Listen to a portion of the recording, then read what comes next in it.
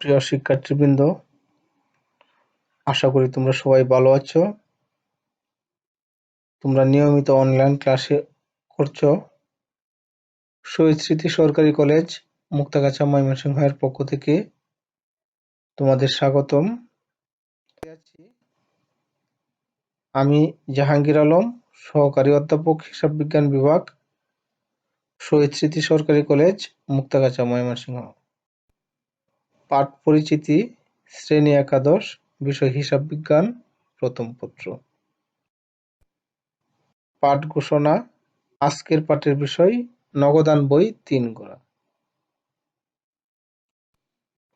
এখন দেখব আমরা ৩ গোরা নগদান বই কাকে বলে। যে নগদান বহির ডেবিট ও ক্রেডিট উভয় দিকে ৩টি করে টাকার গড় থাকে তাকে ৩ গোরা নগদান বই বলে। এরূপ নগদান বহিতে নগদ, ব্যাংক ও বাট্টা লেখার জন্য উভয় দিকে ৩টি করে টাকার গড় থাকে। ৩ গোরা নগদান বইতে ৩টি টাকার গড় থাকলেও ৪টি হিসাব জড়িত: নগদ, ব্যাংক, বাট্টা প্রাপ্তি, বাট্টা প্রদান।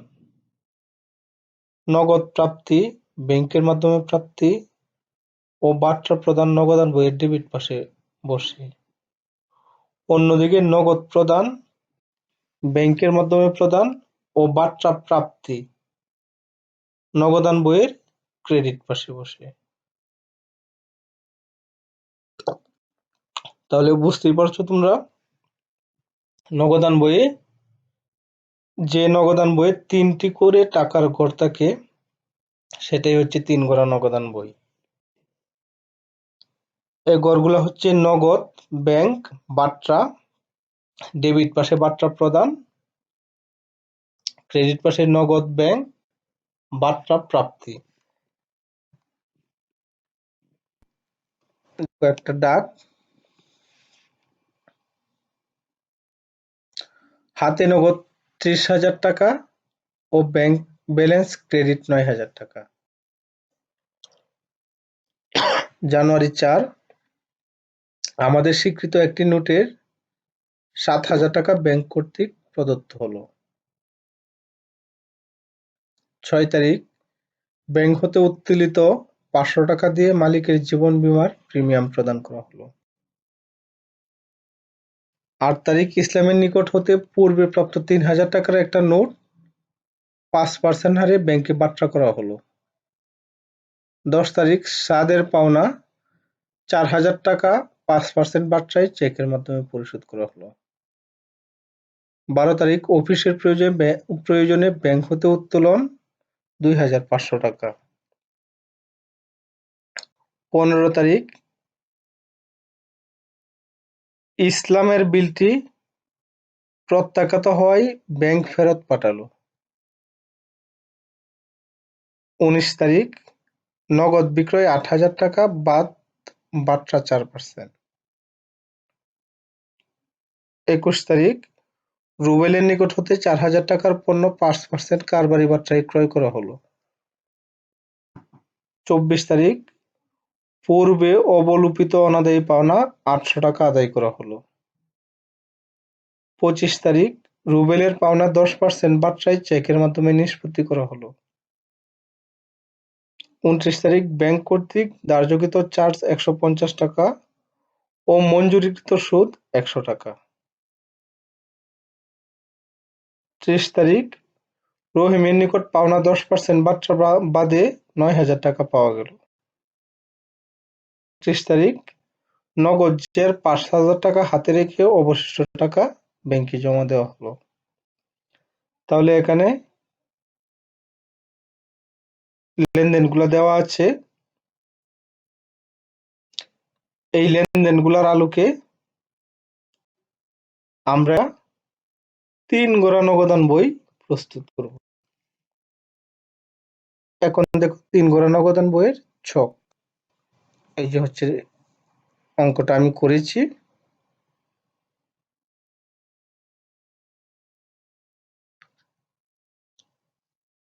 শুরুতে ১ তারিখ, ব্যালেন্স বিডি, হাতে নগদ ছিল ৩০,০০০ টাকা, ব্যাংক জমাতিরিক্ত ৯,০০০ টাকা। যেহেতু হাতে নগদ, নগদ ব্যালেন্স, এই জন্য ডেবিট পাশে ব্যাংক জমাতিরিক্ত, এটা ক্রেডিট পাশে।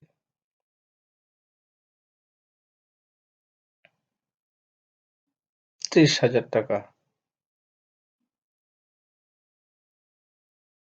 তারপরে হচ্ছে প্রাপ্য নোটের টাকা ব্যাংকের মাধ্যমে আদায়, ৳২,৮৫০।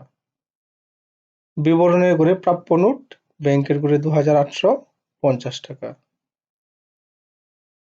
তারপর ৪ তারিখ প্রদেয় নোটের টাকা পরিশোধ ৳৭,০০০ ব্যাংকের মাধ্যমে। এই জন্য বিবরণের ঘরে প্রদেয় নোট ব্যাংকের ঘরে ৳৭,০০০। ব্যক্তিগত প্রয়োজনে উত্তোলন ৳৫০০ ব্যাংক থেকে। ব্যাংকের ব্যালেন্স কমে গেছে ৬ তারিখ, এই জন্য বিবরণের ঘরে উত্তোলন হিসাব টাকার করে ৳৫০০। ১০ তারিখ সাদের পাওনা ৳৪,০০০ পূর্ণ নিষ্পত্তিতে ৳৩,৮০০ প্রদান। তাহলে সাদ আমাদের কাছে ৳৪,০০০ পাওনা ছিল, এখন তাকে টাকা দিলাম ৳৩,৮০০। টাকা চলে গেছে ৩,৮০০, তাহলে বাট্রা আমি পেয়েছি ৳২০০।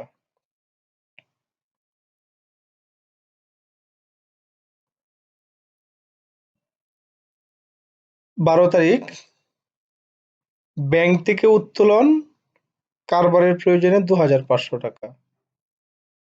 তাহলে কারবারে নগদ টাকা এসেছে, এই জন্য ১২ তারিখ ব্যাংক হিসাব কন্ট্রা নগদের করে ২,৫০০, আবার ক্রেডিট পাশে নগদান হিসাব কন্ট্রা ব্যাংকের করে, কারণ ব্যাংক থেকে টাকা উঠানো হয়েছে ৳২,৫০০।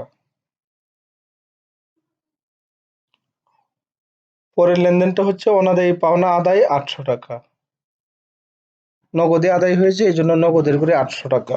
বিবরণের করে অনাদায়ী পাওনা। ১৫ তারিখ ইসলামকে চেকে পরিশোধ ৳৩,০০০, এই জন্য বিবরণের করে ইসলাম ব্যাংকের করে ৳৩,০০০। ২৫ তারিখ রুবেলের পাওনা ৳৩৯০০ পূর্ণ নিষ্পত্তিতে ৳৩,৪২০ পরিশোধ। তাহলে নগদের করে ৩,৪২০, বাট্রা পাওয়া গেল ৳৩৮০, বাট্রার করে ৳৩৮০। ২৯ তারিখ ব্যাংক সুদ মঞ্জুর করলো ৳১০০, এই জন্য ব্যাংক সুদের করে ৳১০০ ডেবিট পাশে, আবার ব্যাংক চার্জ কেটে নিল ২৯ তারিখ ৳১৫০। বিবরণের করে ব্যাংক চার্জ টাকার করে ব্যাংকে ৳১৫০। তারপরে হচ্ছে রহিমের নিকট হতে ৳১০,০০০ পাওনার পূর্ণ নিষ্পত্তিতে ৳৯,০০০ পাওয়া গেল, ৳১,০০০ কম পাওয়া গেল।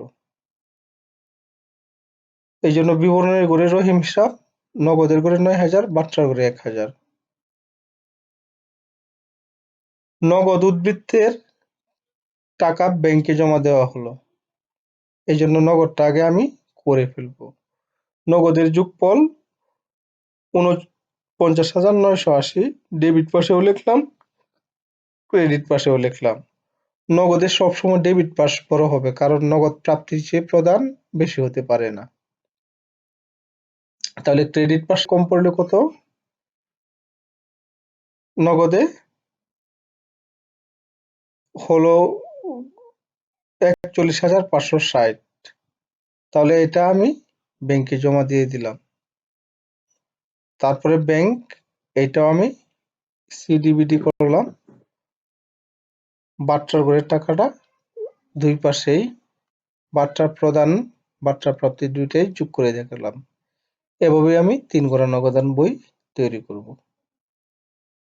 তোমাদের জন্য একটা বাড়ির কাজ।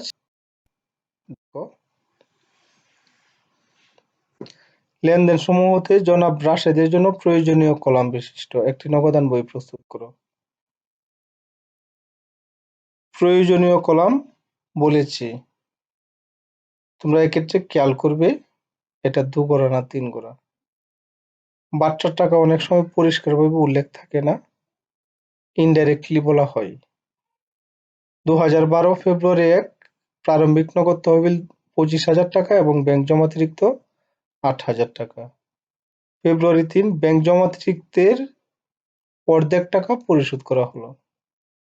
ফেব্রুয়ারি 6 ইতিপূর্বে আদায়ের জন্য ব্যাংকে প্রেরিত 3,000 টাকার একটা প্রাপ্য বিল প্রত্যাখ্যাত হলো।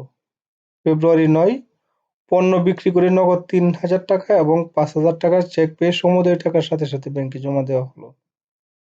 ফেব্রুয়ারি 10 পণ্য ক্রয় করে নগদে 2,000 টাকা এবং চেক মারফত 3,000 টাকা পরিশোধ করা হলো।